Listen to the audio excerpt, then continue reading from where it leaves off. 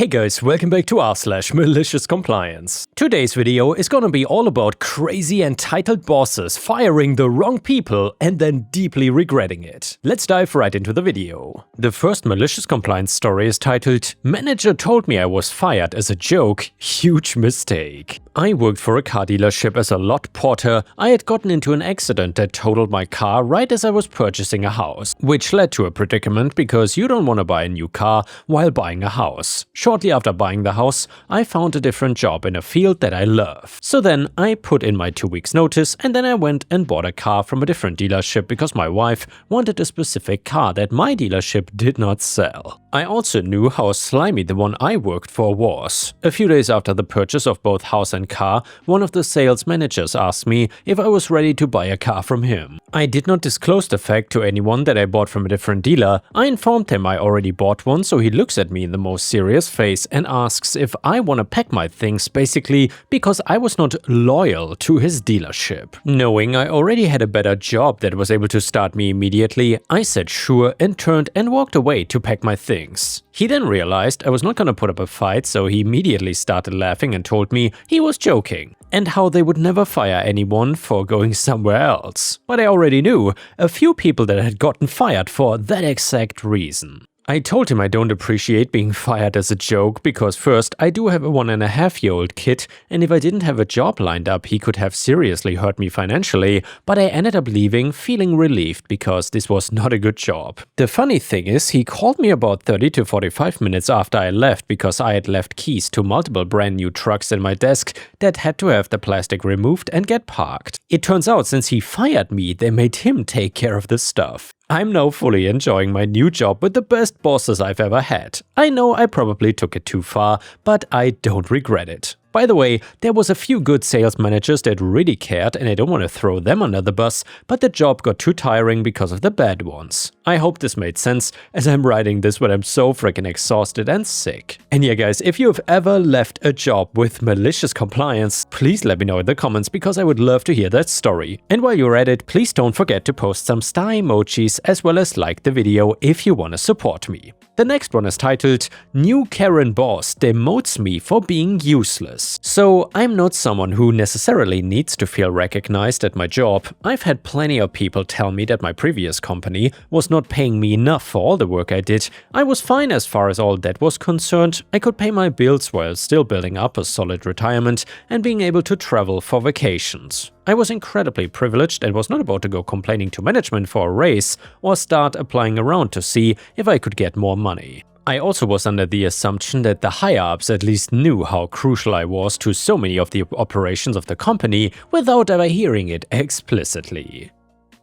Basically, I was and probably still would be fine with my company doing the bare minimum to compensate me for the work I did for them whenever they decided to hire a Karen into corporate management. So I work in logistics, which basically means I'm the person who actually arranges for a product to get from point A to point B. All those decisions that most people don't even think about are my professional specialty. I know all the different benefits of working with all the various trucking companies, and I can identify the make and model of a semi-truck quicker than your average finance bro can identify the newest electric vehicle. Tariffs are big talk in the US right now. Even though my industry is the one that these tariffs most directly affect, I don't remember the last time I saw someone who actually understands the industry speak on the subject. I can tell you all the best places to get a shower or sleep along major interstate highways. I did not seek out most of this information. I did not even actively seek out the career field I ended up in. I just knew I had a business degree and I really liked organization. I got a real stiffy for spreadsheets and data analysis.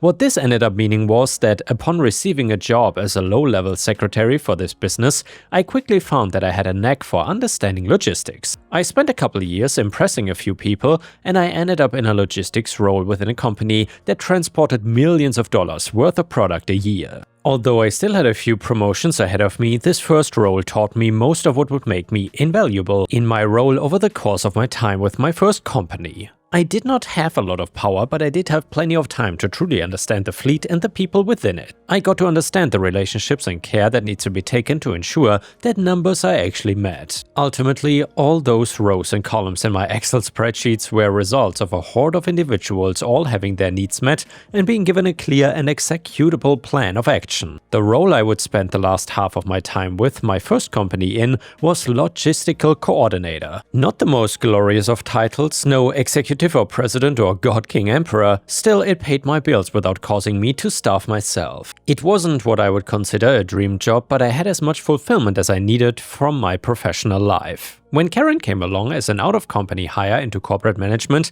there were grumbles and mumbles that come along anytime someone established gets passed up for a promotion. To make things quite a bit worse, Karen had no experience with the shipping industry or logistics as a whole, and that is what she had been put in charge of. I had a few people who came to me and asked in a whisper if I felt I'd been passed up for the role. No, I didn't feel that way. I wasn't even a higher-up within my own department, and the last thing I would want is a VP role. That means my time at home with my family is no longer sacred. I don't necessarily think that every executive in a company is like the workaholic in a Hallmark movie, but I also don't think that enough executives get to have a true vacation often enough. I mostly mean the lower-level executives that actually have work to do. I know my CEO's whole life is a vacation. I didn't feel any of the injustice my coworkers did as a result of their whispered conversations. Instead, I felt quite a bit of pride. Pretty much every established career worker in logistics knew and respected the impact I had. It made me realize just how much many of my coworkers relied on and recognized the impact of my work. Even if I felt fulfilled as long as I could do my work and bring enough money home, I cannot deny the extra fulfillment of recognition. Karen came in without any of this context and from day one was gushing about her soon-to-be college graduate nephew and how she couldn't wait to see the role he would find for himself in the company. He found for himself were the actual words she used, despite the fact that she was clearly the one getting the job for him. I shrugged off the entitled attitude she had and went back to my work with no clue that the coming May with its college graduations would entail a lot of change for me. April came with quite a few strange meetings with Karen. She would often pull me into one-on-ones and ask me to explain the bare-bones fundamentals of our department as a whole. I asked around and learned that she was pretty much only asking me these questions. I did not particularly like these meetings, so I was annoyed that she insisted on asking me the questions instead of any of the other employees in logistics. Then May came and I was called in for another meeting. Only this one was not a one-on-one. Karen had brought in a few fellow VPs and half of the executives of the logistics department. She had pieced together a whole presentation of roles within the department and how my role of logistical coordinator didn't have a clear place of value in the current workflow of the department. One of the most ridiculous lines in the whole presentation was that she did not believe that I was contributing to the workflow as a result of being placed in a vestigial role and that she believes the role can be revamped to better impact the bottom line. At this point, the bureaucracy of the whole situation had not caused me to lose all hope yet. I replied to this, if you want to adjust my role responsibilities, then I don't see why it has to be in a confrontation like this. We can discuss role responsibilities and how I can best contribute to the success of the company in an environment with more of the co-workers that I work with daily to find out how I can better support them. But Karen shook her head. After 7 years being encouraged in a useless role, I'm certain that changes would have been made if you were proactive about the success of this company. In order to properly revamp a role, it's best we do not hold onto an individual who so clearly contributed to the downward slope of their role. These statements are when I truly was in awe at the accusations in these statements. I gotta make it completely clear here, we survived the pandemic and all its supply chain issues with much fewer hiccups than other similarly sized companies, largely because of my coordination of relationships within the logistics industry. I'd often worked with the executives in this very room during those times, so I turned to them. You have to recognize that what she is suggesting is completely untrue. A few nervous glances back and forth led to one of them finally growing enough of a backbone to speak up. Upon reviewing the information Karen brought to our attention, we cannot help but feel that there's value in the opinion she's bringing to the table. Oh yeah, she's their boss too. Well, either that or their brains had melted at some point, but they ended up with the same result as Karen. I expect to hear that I'm gonna be fired and start mentally planning what I'm gonna do about my retirement funds and what the severance plan in my contract is. Except they don't fire me. We feel that you still obviously contain a good enough foundation of knowledge to be able to contribute to a successful bottom line. We just believe it would be best if this is in a different role.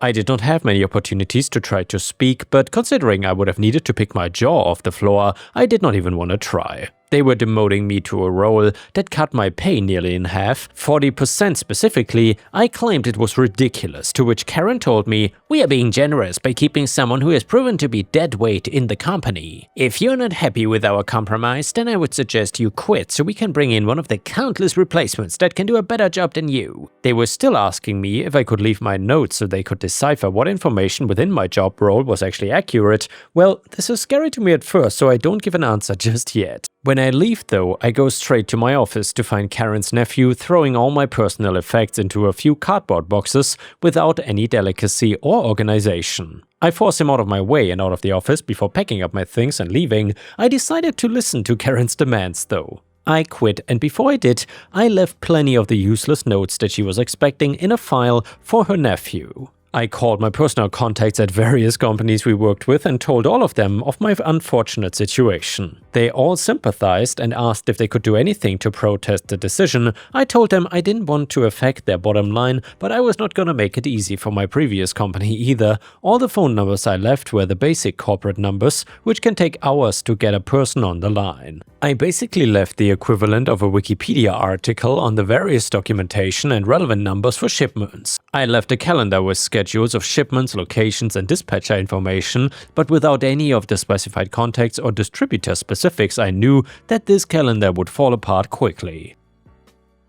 Then I contacted various people who work closely with me within the company and told them to hold out for just a bit and I would make sure they were okay in the long run. Not a single one had any doubts in me even before I called. My resume looked great, I was well known within the industry, I had references that were incredibly relevant. It did not take me long to get a job and I felt what is probably an inappropriate amount of vindicated joy at the fact that it was the rival company to my old one that hired me. This put me in a very special location to start using my personalized contacts to get my new company consistently in the supply chain before my old company could. I was able to witness how the calendar and relationships within my old company broke down. The logistics department steadily deteriorated without my networking, and I got a call from one of my previous coworkers to celebrate that Karen's nephew had been promptly fired as things started going downhill. Still, they couldn't find a proper replacement for me. A few shipments off schedule turned into missed shipments, which turned into missed revenue, and all things considered, I know they lost millions. I know it could potentially be in the tens of millions easily if I start to account for the compounded losses that could come from trying to recover the supply chain. Clients that never worked with anyone but my old company left and came to where I was. Furthermore, I had a few employees, aka old colleagues, that quit and asked me for a job, which I happily gave them, as all the new opportunities within my new company meant we needed to expand. I was moved up to an executive role as the new company understood just how much I did since they had to compete against it for years previously. As the conditions worsened in my previous job, a few employees quitting from my previous job turned into me making direct offers to many of the competent employees that remained to pick them up before they were on the open market. My previous company ended up deciding that they had lost enough. I received a text from one of my few friends that still remained within my old company. Ding dong, the witch is dead. Karen had been fired. It was not a full hour after learning this that I received an email and then a few phone calls back to back. My previous company wanted to throw an extra 50% of my salary on top of it and hire me as a consultant to fix the issues with the shattered logistics chain. I replied, "Sorry, rival company is already paying me more than that without me having to even ask. Good luck." And then I hung up. They could recognize my worth all they wanted while I was gone, but if not a single executive could have stood up to Karen when she demoted me, then I didn't care to work with them anyway. I got a couple more calls and a couple more offers, all the while watching my old company completely fall apart in terms of distribution. I do my job well, and if that means listening to a supervisor when they tell me to quit, then so be it. And yeah guys, that is what I would call textbook malicious compliance. Props to OP. And the next one is an insane mother-in-law story. So my mother-in-law and I went out to dinner as my husband and my father-in-law were out at a concert together. They are from out of state and were staying with us for a few days. My mother-in-law is intense and does not hold back on overly displaying how much she loves her son. Well, at dinner, after 3 martinis, and me completely sober as my husband and I are TTC, editor's note, this means trying to conceive, she looks at me and goes, "If you ever break my son's heart, I will effing kill you. I mean it. And his sister will too. She watches a lot of Dateline." I was so stunned that she said this after 6 years together and understanding how strong our relationship is. Her words in another conversation, "I could not have asked for a better wife for my son. You two are a perfect match and so blessed." Unfortunately, I was so stunned that I didn't respond the way that I wanted and kind of babbled on something about not needing to be worried. I told my husband this and he was appalled. My question is, when she undoubtedly says something offensive like this again, is there a way to respond that is stronger and defensive of myself? I just really cannot believe the tone with which she said it, and while this is not the first time she said it, it felt intense. Now some comments to this story. Don't be with her alone and go no contact. I agree with you, I think my husband needs to say something. I told him not to because they only see each other a few times a year and I don't want them to fight while they are under my roof, but there may be no choice when something like this is said. Well, she certainly should not be around any future children. And then OP responded, and the stress about how she will act around my future child is already in full force. I think the point about how disappointing it is will also be key. Thank you so much. Update to the story. I first want to say thank you from the bottom of my heart for the many encouraging comments. This whole experience was a major wake-up call to not allow someone to speak to me this way and reevaluate boundaries and people-pleasing tendencies. It also makes me realize that I'm not alone and I have several strong women in this community who stand up for themselves and are learning these lessons too. I would also like to add that never did I feel my life was in danger. I understand the severity of what she said, however, dramatic is her middle name, and this phrase is something I've heard her say to many others, including my DH's friends, for taking him on a hiking trip, whoa how horrible, and myself. This does not change how seriously we reacted to the comment though. So flash forward to the day they left, the morning after the incident and the morning that I posted, mother-in-law begins to send text after text with the most effusive love and support you could imagine regarding her stay with us and our loving home. We ignore them because we are both working and also who cares. The plan was for my DH to call her after work. She knows something is up because now she is calling me.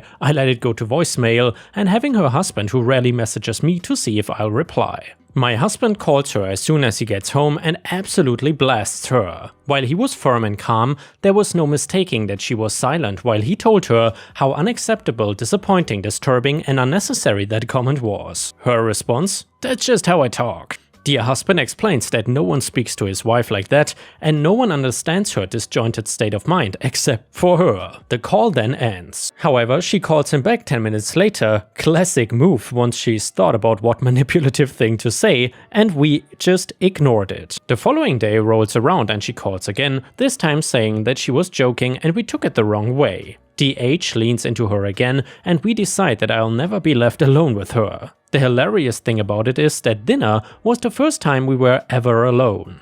DH finally lets me know for the first time ever that he has understood his mom's games since high school and that it is partly the reason he moved out of state. It goes way deeper than this, but wow, it was eye-opening. For now, I'm no contact with her and it looks like husband will be too. Monster-in-laws are no joke. Be safe out there and thank you again for the support. Some more comments. Many people are happy and relieved that OP's husband stood up for them and said, "Thank you very much for your support. Totally agree, I know that he loves his mom. This doesn't mean boundaries cannot be set, but I can only imagine how I would feel if I had to speak this way with my mom if she were to, God forbid, say something so unhinged." Unfortunately, my father-in-law does not stand up to her, and this is a pattern I've witnessed for years. My husband's words, no one keeps her in check aside from me. And the next one is a petty revenge story. So, old story and somewhat petty, but back when I was in college, I worked for DPS. I was the a-hole people hated and ticketed everyone. Anyways, I've been working at this job for 6 months minimum wage when we get a new manager. I worked this job because they worked around my class schedule. When this new manager started, they gathered us all up to say the following: "Your schedules will no longer revolve around your classes. That is not how the real world works. If you have a problem with this, then you're free to quit." Proceed to working new schedule for a week and being late to my classes, and I thought to myself, What's the point of a job if I cannot get to my classes? So I wrote up a resignation letter, emailed it to my supervisor. He was chill and was like, okay. Manager calls me and says I have to give her a minimum of 2 weeks notice and I cannot quit. Proceed to go to the office and hand her my letter of resignation. She then tells me how unprofessional I am and how I cannot use this place as a reference anymore. My response: as I recall your exact words last week, if this schedule does not work, I should quit. She then proceeds to yell at me and how dare I throw this back in her face. Then how she's going to report me to the university, but well, nothing happened and I still get a kick of how angry she was. Before we end the video, let's read one last satisfying story from r/petty revenge. It is titled "Woman parks in handicapped ramp and has to wait for me to lower grandma and set up her wheelchair." So my grandma had a few surgeries recently, meant she was laying in a hospital bed for a while, having trouble moving. Hasn't been able to go to the bank to take care of some things, so I offered to take her. When we got there, parking was an issue, small bank, not nearly enough parking, so I did a few laps to see if there was any parking, let alone one with enough to lower the wheelchair and carry my grandma to it, but eventually I decide to just lower her and park far away. I then do another lap to reach the handicap spot/ramp and someone is parked there. I'm tired of doing laps and that's the only ramp, so I park behind the person and calmly lower and set up the wheelchair and help my grandma to her chair. I only slowed her down by like a minute if two, but I hope she felt at least some shame. And yeah guys, thank you for watching, please don't forget to like the video and I will see you again tomorrow.